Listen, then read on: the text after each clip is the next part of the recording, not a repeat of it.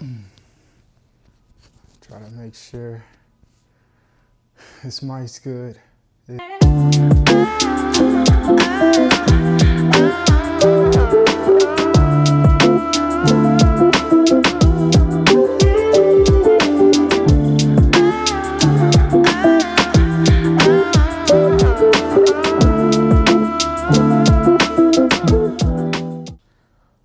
Welcome to my studio. I really wanted to make this video just to introduce you all to my studio practice. I'm not really that big of like a camera dude, but I'm trying to get better with that. So I just really wanted to like walk you through my studio practice and show you what I work on through the day-to-day, my brand Mijoshski, and go more into that and how those two align with each other. And yeah, so I guess the best way to start this video off is to just talk more about my work, the history of my work, and the trajectory of the concepts that I'm talking about today. My work exists on a non-linear narrative of my personal story. I deal with ideas and topics such as loss, grief, healing, transformation, and I work in a lot of surreal images. I have a huge inspiration and very early inspiration from Japanese animation and also classical romanticism paintings. And I like to combine the two to create a new world. And I really had to start diving deeper into like the anime inspirations in my work.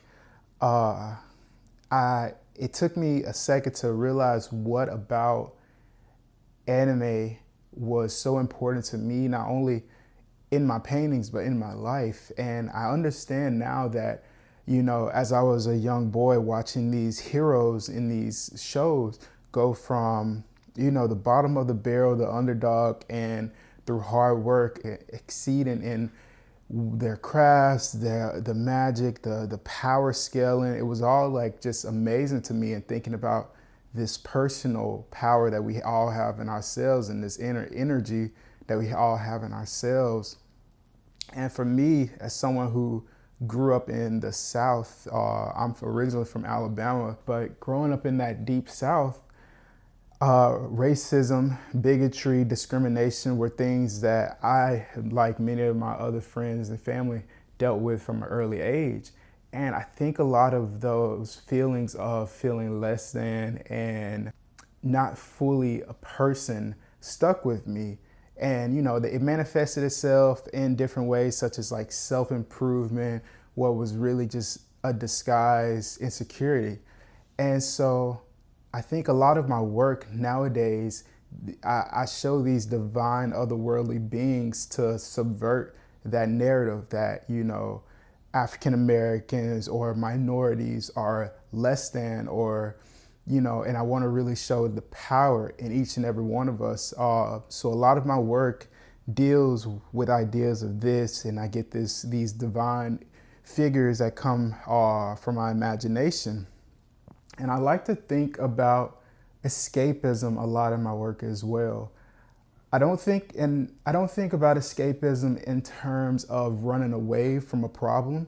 I like to think of it more so as escaping, going to find a new way of thinking, new ideologies, and bringing that back to bring solutions to a situation or a problem. And I think that's one of the things that has really resonated with people in my work, no matter the imagery that I'm showing in it. So I guess from there, I would like to walk you through some paintings. This is my latest piece, Obelisk. Obelisk was really, for me, it sat on the transformative position of the narrative in my work. And in a lot of my older pieces, I do these figures made of water to really think about the stillness, or like that healing stage in life whenever you've gone through something traumatic and, you know, you have to go through that healing portion of your journey. I look at my water figures in that as a, you know, visual representation of that period of time. And so with Obelisk, I wanted to capture that moment right as this transformation is happening. So, it kind of essentially bursting out of its old shell like a cocoon, and it's almost phoenix-like rebirth of a person, but I want to reimagine it. And of course, the crystals that show up a lot of my pieces, originally I used to paint the crystals surrounding the figure. And for me, it gave a concept of this energy being poured into these figures. And again, it was something that, at the time, after losing my father and moving back home, my family and my mother really poured their love back into me where I could get back on my feet. And so the crystals that surrounded my older works would kind of represent that. But then as I found that power within myself, the crystal started to emerge from the body, kind of in a representative way of saying that the power is coming from within. And so in this work, that's another thing, that I'm highlighting, this phoenix-like rebirth with the energy starting to erupt from within. And a lot of different parts of this I took, of course, from again, anime references, but also old master paintings and with the horns. I love doing these because they give this mythical, sorry if you can hear, if you heard that horn. I live in New York, so if you hear a horn on here, just work with me. But these horns kind of give this mythical or mystical aspect to these figures. And I actually took this reference design from the anime Shaman King. Funny enough, the name Obelisk came to me as I was binge watching Yu-Gi-Oh! The other week. So everything is always layered with these traits, again, of my own personal narrative, but these different concepts that have inspired me throughout my life. So I want to take you over to this piece here. So this is actually where the obelisk piece originally started, with this drawing.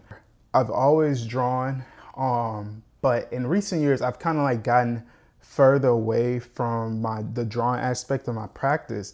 And after I've graduated from my MFA program last year, I promised myself that I would make it a staple again in my practice. So this was really special to me because it was a step in that direction, a big step in that direction, which also led me to the recent drawing that I did. This is the most recent piece that I did. Going off of the original obelisk, I really was, I was let's take this, let's go harder with this. So I picked up some even darker Conte pencils, and this piece emerged, and this is similar to one of my older paintings, Fantasia, which I'll put up on the screen. It's for me, it sits after the emergence of this cocoon, this transformed body. It's it's morphing, it's figuring out what it wants to become, who he or she or it wants to be. And I just really love playing with this, playing with nature, playing with plants and animals, and thinking about, the kind of concept where they say, people poured into me enough to where I'm now able to pour into others. And I think about that a lot in my work when I play with these plants and animals emerging from the body in a way where it's these figures are now being able to give life or give back to their surroundings that have given so much to them. I can't lie, I'm in love with this piece. It's gonna be hard to sell it, let it go, but I am in love with this piece. A big and very important part of my practice, Mijoshski. Where do I even start with Mijoshski? I started Mijoshski during a very rough time in my life. I was going through the grief of losing my father, and I wasn't really painting or anything at that time. For those of you who have dealt with something like losing a parent or anybody close to you, and what that grief and those stages of grief look like, it's different for everybody.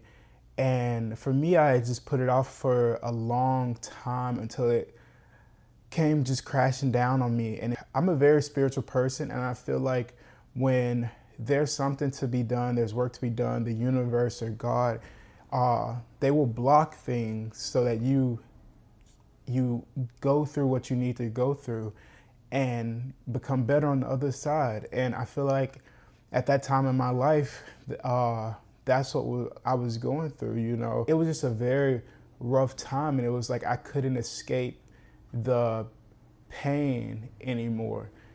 And I remember just going through the motions of those days. I remember my mother, she asked me, why don't you make clothes again like you used to do? For context, in my undergrad years, to make some extra cash, I would paint people's clothes and design people's clothes. And I remember she said it, and I was just like, no, I'm a real artist, Mom. I don't want to paint clothes. That's not what I do anymore. And she's like, okay, that's fine. And I don't even know if it was a week later when I came back to her and I was just like, Mom, what if I design clothes again? And she was just like, baby, that's a great idea. And she, when we talked about it, she was like, what if you named it after your father? And I was like, no. And I come back to it, I'm like, hey, Mom, what if I named the brand after Dad? And she's like, that's a great idea, baby. And that's what I did. I started Mijoshski with no product, but I had a set of skills.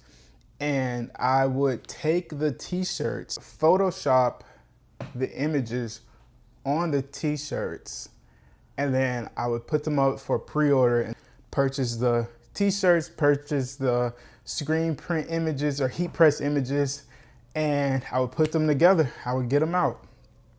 And I did that, and I was able to design my first racing jacket. I designed a sweater from there. Now, don't get me wrong, it was a lot of trial and errors, a lot of stuff that, I tried and didn't work, and this didn't work. In between that and before I started Mijoshski, I'll keep those things to myself. But yeah, and eventually moved here to New York. I started my MFA program, and while in the program, I started to understand my own work better and where I wanted to take myself in my career as an artist.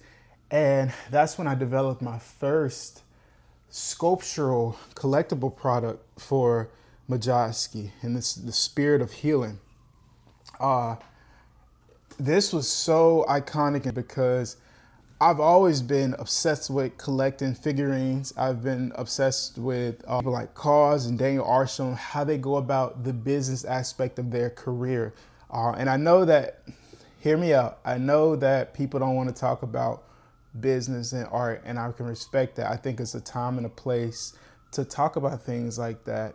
The studio should be left for the studio practice. But outside of that, I think it is important to, if you want to build a career as an artist, it is important to understand and to research and grow knowledge on the business aspect of things.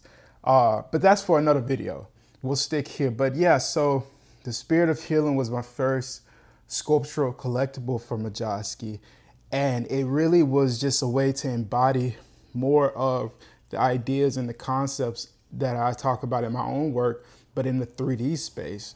And I'm so obsessed with world building and getting my ideas out into even more spaces. I haven't released it yet, but I previewed my second collectible, Genesis. It really talks about the concepts in my more recent paintings. I actually have a painting that this was inspired by, and I was so fascinated when I created the painting that I was just like, yo, I have to see this in the 3D space. And I'm so excited to release it to people. I'm also extremely big on my packaging design. I really want to make my packages something that people don't want to throw away. I really just love the idea that the package itself can be a piece of art, artwork in itself. Again, if you hear the police sirens, I'm so sorry. I live in New York. In the future, I'm super excited to really push the imagery in my packaging, sort of like a James Jean. But yeah, so that's really a small introduction into Mijoshski. I look forward to talking more about it and making videos specifically about the brand, where I'm taking the brand and my career. I think that's all. I appreciate each and every one of you and joining me on this journey. And I look forward to bringing you more content about my studio practice, Mijoshski, and myself as a person and an artist. Have a good one.